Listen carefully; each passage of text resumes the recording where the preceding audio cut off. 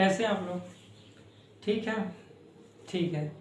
हम लोग Indian constitution में मूल अधिकार पढ़ रहे थे। मूल अधिकार में हमने ये देखा था, दो पार्ट दे चुके थे। पहले देखे थे कि मूल अधिकार के कितने प्रकार होते हैं, साथ ही साथ मूल अधिकार क्या होता है, इसके बारे में हमने समानता का अधिकार और अनुच्छेद 12 अनुच्छेद 13 भी देखे थे। इसके बाद हम समानता के अधिकार में अनुच्छेद 14 पूरी तरह से देखे थे कि उसमें क्या प्रावधान है, उसमें जो विधि के समक्ष समता और विधि के समक्ष समान संरक्षण की बात है वो कहाँ से लिया गया है, इसका क्या अर्थ होता है और इसमें क्या क्या अपवाद है, हम लोग इसके बारे में देख चुके हैं। आज उससे आगे बढ़ते हुए हम क्या अनुच्छेद 15 की बात करेंगे, अनुच्छेद 15 की बात करेंगे और अनुच्छेद 16 की बात भी कर लेंगे। अनुच्छेद 15 और 16 में समानता आरक्षण की बात की गई है, अपवाद में जो होगा वो आरक्षण की बात की गई है। तो आरक्षण की अगर हम बात करेंगे तो काफ़ी बड़ा वीडियो भी जाएगा, और क्योंकि 4 अपवाद इसमें भी हैं, 4-5 अपवाद उसमें भी हैं, और ये पूरे आरक्षण से संबंधित हैं। और साथ ही साथ दो समितियों के क्या होगा वहाँ पास पूरी बताना पड़ेगा, दोनों समितियों की रिपोर्ट क्या है, फिर इसके बाद सुप्रीम कोर्ट का क्या उसका स्टैंड लिया, इसके बाद सरकार ने क्या क्या प्रावधान किए, इसके बारे में वो बहुत बड़ा हो जाएगा। तो हम आरक्षण के बारे में बात करेंगे जब 330 से 334 तक और 2 से 43 में आरक्षण की बात करेंगे इतने, तब अनुच्छेद 14 और 15 ये दोनों आरक्षण को भी साथ ले लिया जाएगा। ठीक है, तो आज हम केवल अनुच्छेद 15 के बारे में बेसिक जानेंगे और अनुच्छेद 16 कंप्लीट नहीं जानेंगे, केवल बेसिक बात जानेंगे कि अनुच्छेद 15 में क्या है, अनुच्छेद 16 में क्या है, अपवाद को हम बाद में रखेंगे। ठीक है, ठीक। आज शुरू करें तो अनुच्छेद 15 आइए लिखते हैं। ठीक है, चलिए ठीक। तो हम लोग समानता के अधिकार पढ़ रहे हैं। समानता के अधिकार में हमने पहला क्या देखा था, समानता के अधिकार में समानता का अधिकार, समानता के अधिकार में 14 से 18 अनुच्छेद हैं, तो हमने 14 देख लिया था। आज क्या पढ़ेंगे हम लोग, आज अनुच्छेद 15 की बात करेंगे। अनुच्छेद कौन सी,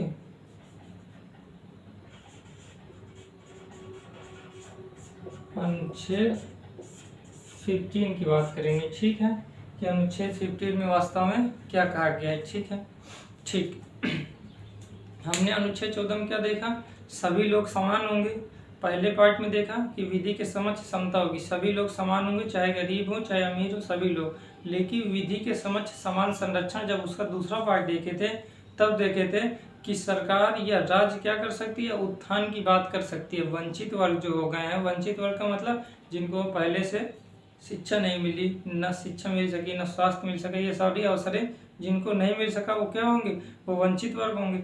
वंचित वर्ग के उत्थान के लिए क्या कर सकता है, राज्य प्रयास कर सकता है। ठीक उसी प्रकार कि उन लोगों के साथ कोई किसी प्रकार का भेदभाव ना हो जाए, इस कारणवश अनुच्छेद 15 रख दिया गया। जो वंचित वर्ग है या क्योंकि जो उच्च वर्ग के लोग हैं उनके साथ तो किसी प्रकार का भेदभाव शुरू से नहीं होते आया है, तो उनके साथ तो भेदभाव होगा नहीं। लेकिन जो वंचित वर्ग हैं या पिछड़े वर्ग हैं उनके साथ किसी प्रकार का भेदभाव ना हो जाए, इसलिए अनुच्छेद 15 का व्यवस्था की गई। ऐसा नहीं है कि वो केवल उच्च वर्ग के साथ ऐसा नहीं हो सकता है, लेकिन उसके 1-2 ही केस होंगे। लेकिन अगर पिछड़ा वर्ग या वंचित वर्ग के बारे में देखेंगे तो उसके हजारों केस मिल जाएंगे। इस कारणवश उनके संरक्षण के लिए अनुच्छेद 15 ही बात करता है। तो क्या कहता अनुच्छेद कहता है राज्य, सबसे पहले वर्ड इसका जो अनुच्छेद 15 फर्स्ट में, अनुच्छेद 15 इसमें 15 का खंड फर्स्ट है। ठीक है, अनुच्छेद के 15 खंड फर्स्ट में क्या कहा गया है कि राज्य की व्यवस्था की गई। क्या कहा गया है कि राज्य किसी भी व्यक्ति के साथ केवल धर्म, प्रजाति, जाति, मूल वंश और जन्म स्थान के आधार पर किसी प्रकार का विभेद नहीं करेगा। क्या होगा, कौन नहीं करेगा, राज्य नहीं करेगा। राज्य किसी भी नागरिक के साथ, किसी भी नागरिक के साथ, नागरिक के साथ केवल, क्या लिख दिया है, केवल राज्य किसी भी नागरिक के साथ केवल किस आधार पर, आइए देखते हैं।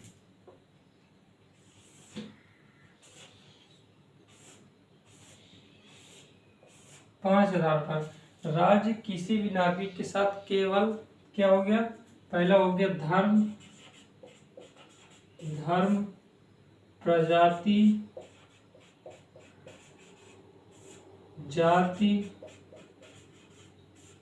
लिंग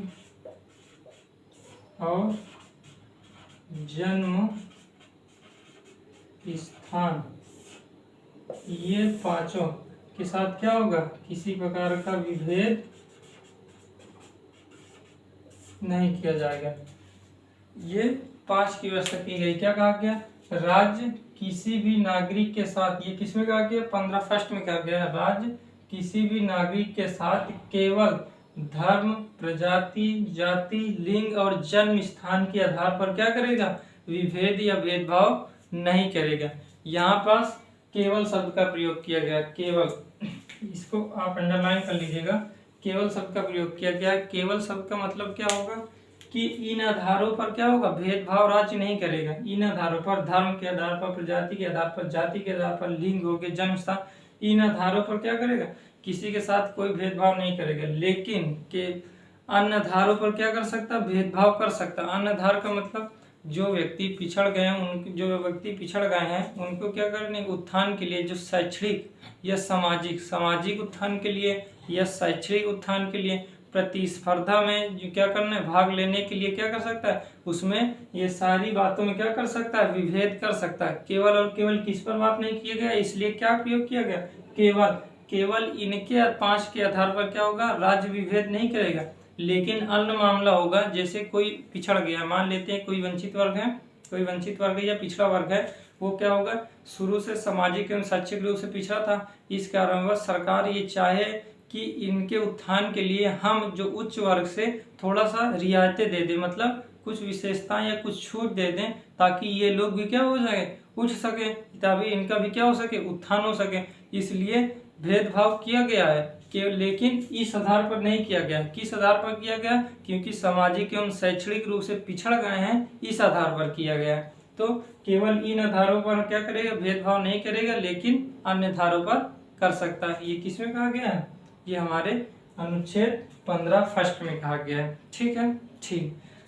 हम लोग आरक्षण की बात करेंगे, जब आरक्षण की बात करेंगे तब ये बात फिर से आएगी, तो हम लोग देखेंगे कि अनुच्छेद 15 और अनुच्छेद 16 में जो आरक्षण की बात की गई है वो वास्तव में क्या है, तभी पूरा समझ में आ जाएगा कि ये बातें क्यों कही गई हैं। क्योंकि जब आरक्षण दिया गया तो वो सामाजिक एवं शैक्षणिक रूप से ही दिया गया, तब वहाँ समझ में आ जाएगा। ठीक है, ठीक, रख कर दें, आप लोग लिख लीजिएगा। ठीक,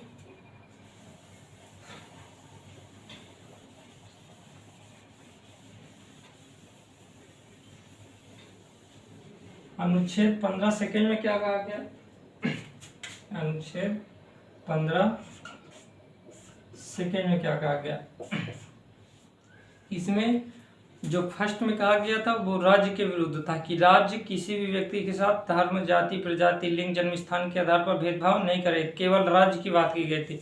लेकिन जो सेकेंड वाले में है उसमें क्या कहा गया है, राज्य और व्यक्ति, इसमें व्यक्ति भी शामिल है, राज्य एवं व्यक्ति। राज्य का मतलब आप लोग अनुच्छेद 12 देखेंगे, हम लोग अनुच्छेद 12 पढ़े थे ना, उसमें राज्य के अंतर्गत जो भी शामिल, संघ सरकार, स्थानीय सरकार, राज्य सरकार जो भी शामिल था वो सभी राज्य के अंतर्गत आते हैं। और व्यक्ति, राज्य एवं व्यक्ति क्या करेगा, किसी भी व्यक्ति के साथ, किसी भी व्यक्ति के साथ केवल किस आधार पर, फिर वही 5 आधार हैं, धर्म, जाति, प्रजाति, इसका मतलब जाति और प्रजाति का मतलब ये कास्ट होता है और ये रेस होता है। ठीक है, रेस मतलब प्रजाति होता है। ठीक, इसमें लिंग,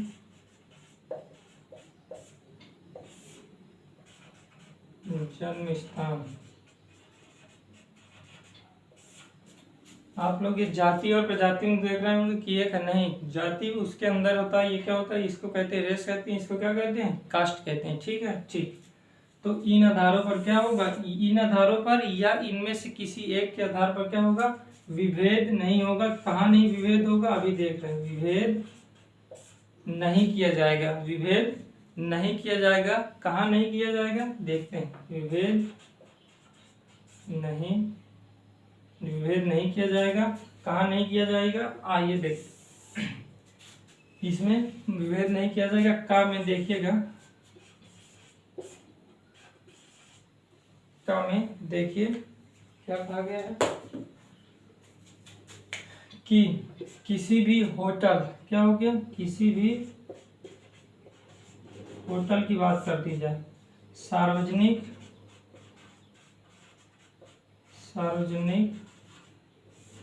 भोजनालय हो गया,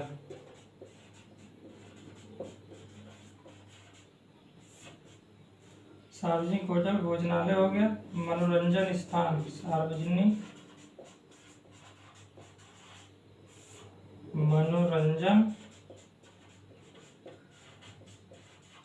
स्थान हो गया, होटल हो गया, सार्वजनिक भोजनालय हो गया, सार्वजनिक मनोरंजन स्थान पर क्या होगा, इन आधारों पर क्या होगा, भेदभाव नहीं किया जाएगा। कौन नहीं करेगा, राज्य और व्यक्ति। इन आधारों पर किसी भी व्यक्ति के साथ केवल विभेद नहीं किया जाएगा। कहाँ कहाँ पर, होटल पर, सार्वजनिक स्थान, सार्वजनिक भोजनालय हो गया, सार्वजनिक भोजनालय और सार्वजनिक मनोरंजन स्थान पर क्या होगा, विभेद नहीं किया जाएगा।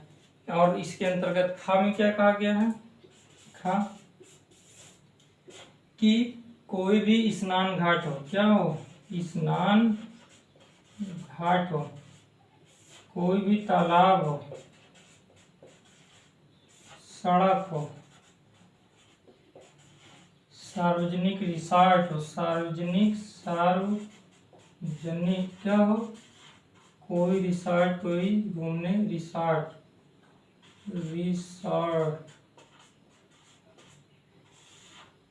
कोई कुआं हो, कोई क्या हो, कुआं।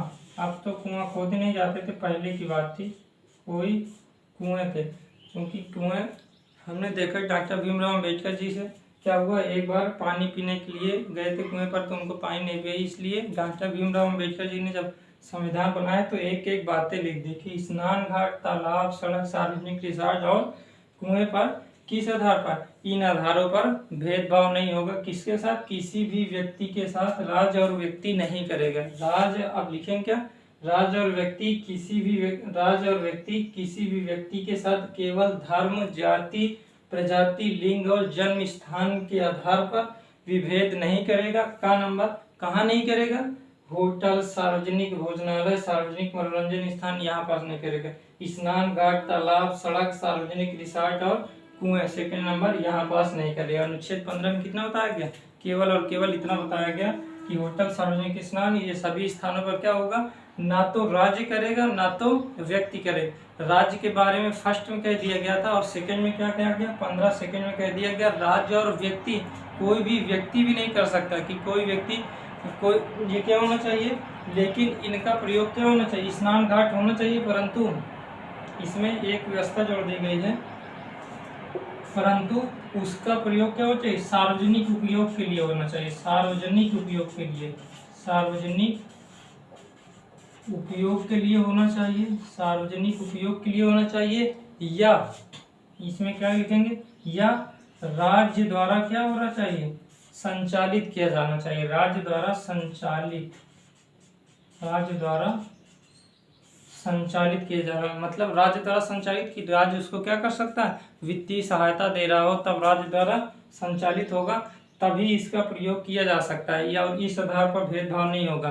ठीक है, जैसे अगर बात करें कि कोई होटल है जो प्राइवेट है, या मान लेते हैं कि कोई स्नान घाट है जो प्राइवेट, स्नान घाट, तालाब, कुछ भी ले लीजिए, आजकल कुएं तालाब होते नहीं, जिसे मान लीजिए किसी घर में नहाने के लिए बहुत बड़ा क्या हो गया, स्नान घाट बना हुआ, मतलब स्नान के रूप में जो भी बना हुआ है, तो वहाँ पास अब कोई व्यक्ति जाकर, वो प्राइवेट है क्योंकि निजी व्यक्ति का है, तो कोई व्यक्ति जाकर वहाँ ये दावा नहीं कर सकता है कि नहीं मुझे यहाँ नहाना ही पड़ेगा, क्योंकि वो निजी उपयोग के लिए, वो सार्वजनिक उपयोग के लिए नहीं है। जहाँ पास सार्वजनिक उपयोग होगा वहाँ पास इस आधार पर भेदभाव नहीं होगा। और ना तो वो निजी व्यक्ति का था, राज्य उसको वित्तीय सहायता भी नहीं दे रहा, इस कारण वहाँ आप जाकर दावा नहीं कर सकते ना। मान लेते हैं कोई होटल है, दूसरा एग्जांपल लेते हैं, जैसे मान लेते हैं कोई होटल है, कोई भी होटल हो सकता है, वो निजी है, क्या है, निजी व्यक्ति है, और वहाँ पास पार्टी चल रही है। मान लेते हैं किसी की, कोई व्यक्ति क्या किया, पार्टी ऑर्गेनाइज किया है और वहाँ पास पार्टी चल रही है।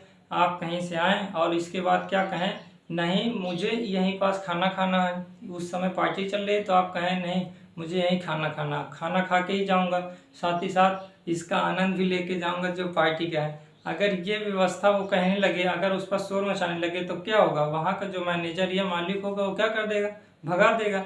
तो आप ये क्लेम नहीं कर सकते कि इस आधार पर हमें क्या किया गया, भेदभाव किया गया, क्योंकि वो सार्वजनिक उपयोग के लिए उस समय नहीं था, क्योंकि वो व्यक्ति जो भी पार्टी ऑर्गेनाइज किया था वो क्या किया, उसे बुक किया हुआ था। इस कारणवश क्या हो सकता है, वो ना तो सार्वजनिक उपयोग के लिए था, ना तो राज्य संचालित कर रहा था, इस कारणवश आप इस तरह क्लेम नहीं कर सकते। हाँ, यदि कोई क्या हुआ ढाबा है जो सार्वजनिक रूप से उपयोग करने लायक है, तब आप वहाँ जाकर वहाँ जो भी करना चाहे कर सकते हैं, खाना खा सकते हैं, और उनको इन आधारों पर वो क्या करेगा, भेदभाव नहीं करेगा, सामान्य बात है। लेकिन अगर आप किसी प्राइवेट में जाते हैं तब वहाँ तो मना कर ही सकते हैं। इसलिए लास्ट में क्या कह दिया गया कि सार्वजनिक उपयोग एवं राज्य द्वारा संचालित होना चाहिए। राज्य द्वारा संचालित का मतलब राज्य थोड़ा बहुत पैसा या पूर्णतः पैसा देकर उसका क्या कर रहा हो, संचालन कर रहा हो, तब इस स्थिति में कह सकते हैं कि वहाँ पास हमारा ये अधिकार काम नहीं करेगा, लेकिन हर स्थान पर कार्य करेगा। अगर सार्वजनिक रूप से है तो मान लें, तीसरा एग्जांपल देखिए कि एक गांव है और गांव में एक बड़ा सा तालाब बना हुआ है, ठीक है, ठीक, गांव में एक बड़ा सा तालाब बना हुआ और वहाँ पास उच्च वर्ग के लोग भी रहते हैं, वंचित वर्ग के लोग भी रहते हैं। उच्च वर्ग के लोग क्या कहें कि मतलब दोनों लोगों के खेत हैं, वंचित वर्ग के लोग के भी खेत हैं आप पास में हैं, और क्या हुआ, उच्च वर्ग के लोगों के भी खेत पास में है। तब क्या हुआ, सिंचाई के लिए वहाँ से पानी चाहिए, चूंकि जो प्रधान है वह उच्च वर्ग का है, इसलिए उसकी व्यवस्था, चूंकि वो प्रधान जो है मान लिए वहाँ का उच्च वर्ग का है, इसलिए वो क्या कह दिया कि केवल उच्च वर्ग ही क्या कर सकते हैं, इसमें से पानी ले सकते हैं, और किसी वंचित वर्ग के लोग इससे पानी नहीं ले सकते। इस कारणवश क्या हुआ, वो हमारे साथ विभेद कर रहा है, विभेद करेगा, तो इस आधार पर विभेद कर रहा है ना, तो आप क्या करेंगे, अनुच्छेद 15 के अनुसार हमको संरक्षण प्राप्त है कि किसी के पास कोई विभेद नहीं करेगा। तो इस प्रकार ये व्यवस्था ठीक है, संरक्षित करने के लिए, किसके लिए, वंचित वर्गों के लिए, खास तौर से ये संरक्षित करने के लिए, ठीक है, ठीक है। तो अनुच्छेद 15 फर्स्ट और 15 सेकंड में इतनी बातें थी। हम लोग आरक्षण पढ़ेंगे। अब इसके बाद जो भी बात शुरू होगी 15 थर्ड से 15 फोर्थ, पहले संविधान संशोधन से आरक्षण शुरू हुआ और अभी तक 2019 तक 103वां संविधान संशोधन 103वां संविधान संशोधन 2019 में अभी आया। सुप्रीम कोर्ट का निर्णय जब आया था तब क्या हुआ था, व्यवस्था कर दी गई थी, यहाँ तक आरक्षण शुरू हुआ। पहले संविधान संशोधन से 103वां संविधान जो संशोधन हुआ, यहाँ तक बीच में आरक्षण किए गए।